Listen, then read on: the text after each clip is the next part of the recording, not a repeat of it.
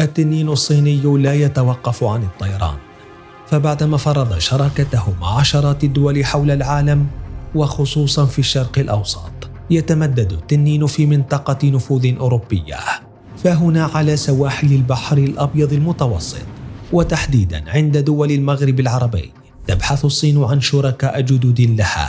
صراع محتدم بين بكين من جهة والدول الأوروبية من جهة أخرى. فإذا كانت الصين قد تحولت للشريك الأول لأغلب الدول العربية، فإن الأمر لا ينطبق تماما في المغرب العربي، فهي الدول التي تعتبر من الشركاء الأساسيين مع أوروبا.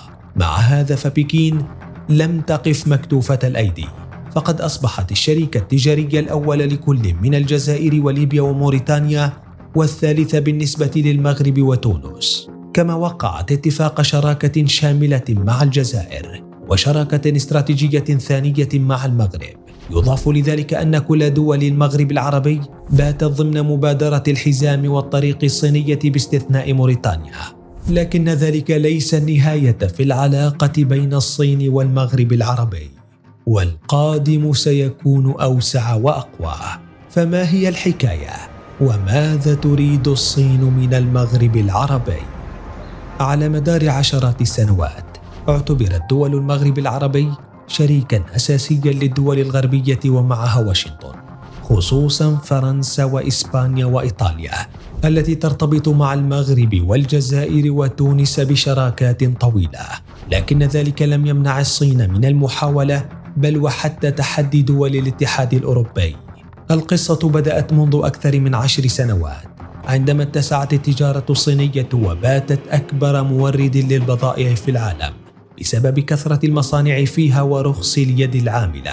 فعلى صعيد الشراكة التجارية بين بكين ودول المغرب العربي، تمكنت الأولى من فرض نفسها كشريك أول في التجارة في الجزائر منذ العام 2013، لتتخطى بذلك كل من فرنسا والولايات المتحدة وإسبانيا وإيطاليا بمبادلات تجارية وصلت قيمتها إلى 8 مليار دولار. ذات الأمر انطبق على موريتانيا، إذ استحوذت الصين منذ سنوات على نصف صادرات الدول الأفريقية، وخاصة الحديد الخام والأسماك. وتعقد الصين الشراكة مع موريتانيا بمجال الصلب لدعم مشروعها الحلم، وهو مبادرة الحزام والطريق. وفي ليبيا، وعلى الرغم من الاضطرابات الكبيرة التي تعيشها منذ سنوات، لكن الصين بقيت الشريك التجاري الأول من حيث الواردات والصادرات. مع ذلك تبقى المنافسة في ليبيا قوية وغير محسوسة أبدا، إذ يوجد العديد من الدول الحاضرة هناك وفي عدة مجالات، منها حتى السياسية والعسكرية مثل إيطاليا وتركيا ومصر.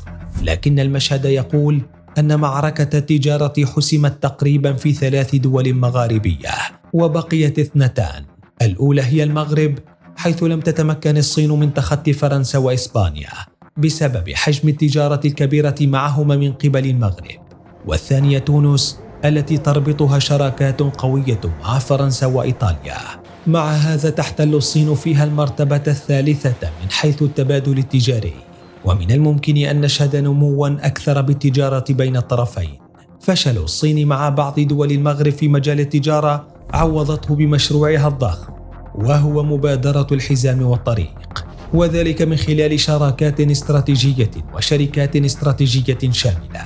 ففي العام 2014 وقعت بكين مع الجزائر على اتفاقية شراكة استراتيجية شاملة تكون من خلالها الجزائر قاعدة مركزية لتوسيع تجارة واستثمارات الصين في المنطقة المغاربية، بالإضافة لتواجدها في البحر المتوسط والساحل الأفريقي، مع تعاون مستمر في المجالين العسكري والأمني منذ سنوات.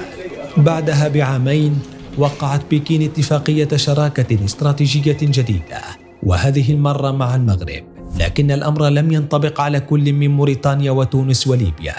فالأولى تربطها مع الولايات المتحدة استثمارات كبرى في قطاع الغاز، بالإضافة للشراكة الأمنية والسياسية والتنموية مع فرنسا. وفي ليبيا لم تتشجع الصين نفسها للشراكة معها بسبب الأوضاع المضطربة هناك. أما تونس فترى فيها الصين حتى اليوم اضطرابا سياسيا قد يغير بعض الاتفاقيات فيما بعد، لكن في الواقع نجحت الصين بالتفاهم مع 4 من الدول ال5 للانضمام لمبادرة الحزام والطريق، وهم المغرب والجزائر وتونس وليبيا، فيما بقيت موريتانيا فقط التي أعلنت في السابق نيتها الانضمام دون التأكيد على ذلك رسميا، ما يعني أن مبادرة الصين تسير بالطريق الصحيح في المغرب العربي، وقد يتم التفاهم عليها قريبا مع موريتانيا بدون اتفاقية شراكة بين الطرفين، كما أن الصين لم تغفل الجانب العسكري أبدا. فعلى الرغم من كون أمريكا وروسيا تسيطر على سوق السلاح العالمي بشكل عام وفي دول المغرب العربي بشكل خاص، لكن الصين وجدت طريقها للأسواق هناك.